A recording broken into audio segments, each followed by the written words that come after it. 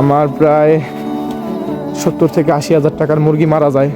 মানুষের ঋণের টাকার জন্য কথা শুনছি। আসসালামু আলাইকুম, বিসমিল্লাহ, সালাতু ওয়াসসালামু আলা রাসূলিল্লাহ। আমি দিনে গ্র্যান্ড ফার্ম থেকে দিন ইসলাম বলছিলাম। তো আজকে হচ্ছে পবিত্র শবে বরাত, 4ই ফেব্রুয়ারি। তো আসলে মানুষের সময় এটা আসলে আল্লাহ যে ধৈর্য ধারণ করে, আল্লাহ তার সময় পরিবর্তন করে দেন। তো গত বছরের এই সময়টার কথা আমি বলি। গত বছর এই ফেব্রুয়ারি মাসে যখন শবে বরাত আসে, আসলে আমি তখন প্রচণ্ড পরিমাণ ডিপ্রেস ছিলাম এবং হতাশ ছিলাম। এবং আমি মেন্টালি একদম ভাঙিয়া পড়ছি। আমার প্রায় 70 থেকে 80 হাজার টাকার মুরগি মারা যায়।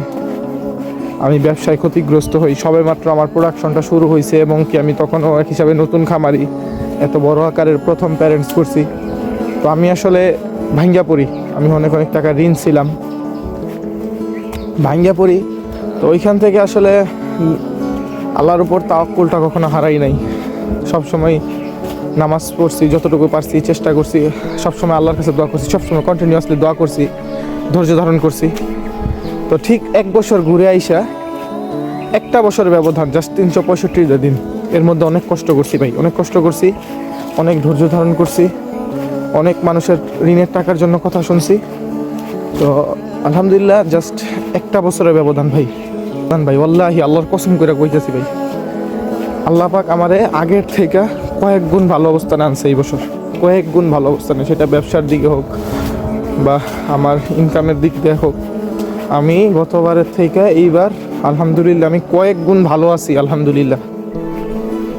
আমি সবসময় ভাই যত বিপদে ছিলাম ভাই, নামাজ পড়ছি, আল্লাহর কাছে দোয়া করছি। আমি সবসময় আল্লাহর কাছে বলছি, আল্লাহ তুমি আমার রব, তুমি আমার জন্য যেটা উত্তম ফয়সালা সেটা তুমি আমার জন্য করে দাও। আমি তোমার ফয়সালার উপর সন্তুষ্ট, আমি তোমার ফয়সালার জন্য ধৈর্য ধারণ করলাম।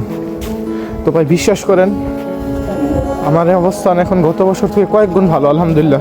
তো আপনি পরিশ্রম করেন ভাই, পরিশ্রম করেন, সৎভাবে পরিশ্রম করেন, আল্লাহর উপর তাওয়াক্কুল করেন।